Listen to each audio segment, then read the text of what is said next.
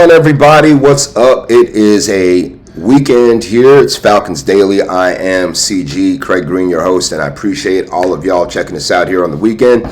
Wanted to chop it up with y'all and go over some other things that have crossed my mind and maybe the minds of some of our Falcons family out there as well. Again, just want to thank everybody for hitting that subscribe button and getting us closer and closer to 2,000 subscribers. So appreciate all of you doing that. First things first, Falcons family, we're going to talk about our guy, Charlie Woerner, homegrown player, born in Georgia, went to the University of Georgia, ended up going off, getting drafted by the San Francisco 49ers in the 6th round of 2020's NFL draft, and has returned to Atlanta after fulfilling his contract with the 49ers, and is going to be our tight end too. Last year did a pretty decent job. Again, not someone that we expected to catch a lot of passes or do any of that stuff. He did a lot of the dirty work. He was more like a glorified fullback at sometimes, doing all the little things that we needed to keep plays going. But, when Charlie Woerner went to tight end university this past summer, ran by George Kittle and some others, and, Travis Kelce as well. My thing crossing my mind, my question, the thing I'm wondering about is, will tight end university really make a difference for Charlie Woerner in terms of his production? Okay, not so much of him being a pro, but just in terms of his production. I want to see Charlie, because we're, especially with Kyle Pitts right now, still on the mend from that foot injury. We need Charlie Woerner to be able to be more of a force on offense, not so much with his blocking, but with pass catching, with getting some yak yards here and there. That's where we really need Charlie Woerner to step up. Will it be him? Will it be Josh Simon? Will it be Tegan Katoritano? Will it be Felipe Franks? Again, it's going to be imperative that Charlie Woerner is steps up and produces more this season. I think that we really could use the help at tight end. You don't want to have to rely on Josh Simon, an undrafted free agent, who's still, learning the ropes of the NFL and whatnot, to be the guy that produces when Pitts is out. So Charlie Woerner, I'm looking at you, friend. Hopefully we can squeeze some yards and touchdowns out of you this season. Do y'all buy or sell Bijan Robinson as a NFL MVP candidate? The NFL.com came out with an article. It was Eric Edholm from NFL.com had listed one MVP candidate for every NFC team and AFC team. So, excuse me. So what we will his MVP candidate for the Falcons, of course, Bijan Robinson. So, do you buy or sell Bijan as a MVP candidate? Well, if not Bijan, then who else, really? I mean, Mike Penix, Drake London, Jesse Bates. Don't think they'd give it to an offensive lineman. Otherwise, I'd nominate Chris Lindstrom right now. But, yeah, I buy it. I mean, last year he had nearly 2,000 yards, 15 touchdowns.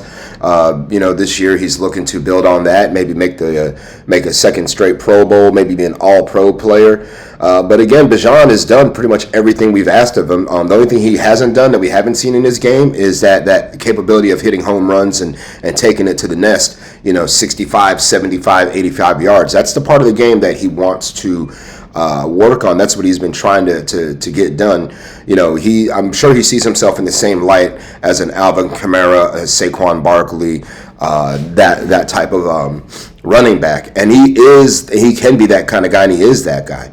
So for Bijan, the next step for him, again, is taking some of these runs and getting long 40, 50, 60-yard runs and scoring for us. When the red zone isn't there, sometimes we need those home runs to be hit. So, I buy it, absolutely. Bijan stays healthy. He has the same season he had last year and a little bit more.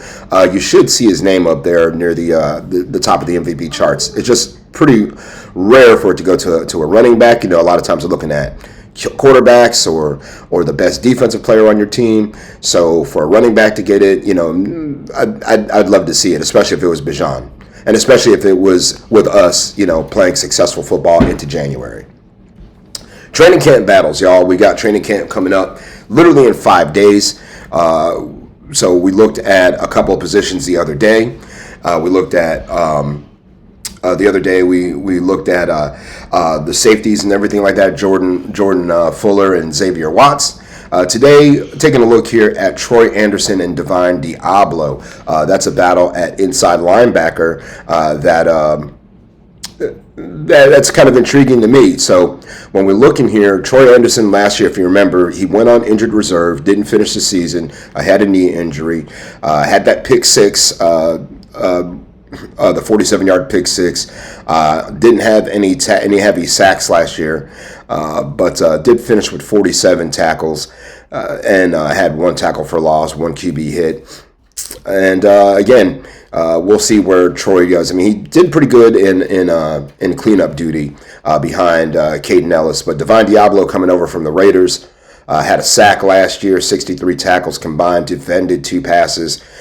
Gives you a little bit of something there in the passing game. 4 tackles for loss. So that's again, a little something that the Falcons can work with there. But it'd be interesting right now to see that battle play out again. They're both around the same size. Again, Divine Diablo 6'3", 225. Anderson 6'4", a little heavier, right around 240. So he may bring a little bit more thump. But they brought Diablo over because of that his capability of being able to hit, be able to run. Also, getting those quarterback hits are nice. His abilities in the pass game as well. So, advantage right now, Troy Anderson, even though he's coming back from the knee injury because he's already been in the building. Divine Diablo has done some nice work. You haven't heard anything negative about him. So keep your eyes on this battle in camp because I think that one is going to be one that helps determine who the starters are, who the backups are, who's going to get the snaps, and who's going to be just kind of hanging out, holding the clipboard. So, and Terry Fontenot, one thing he does want, he wants competition at all positions. This one is no different. I think Divine Diablo and Troy Anderson together, could really put some good snaps together for Atlanta. All right, everybody, need y'all to continue to sound off in comments and stuff like that. Hey, Harper.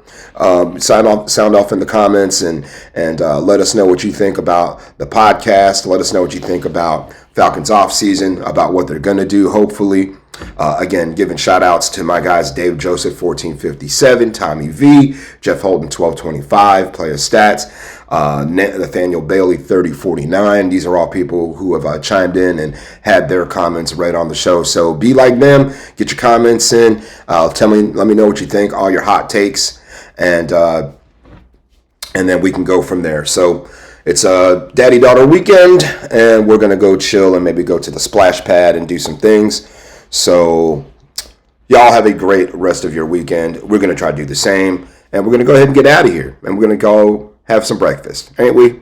Yes, I'm hungry. All right, she's hungry. So is Daddy. All right, y'all have a great weekend. Sayonara and Buenos noches.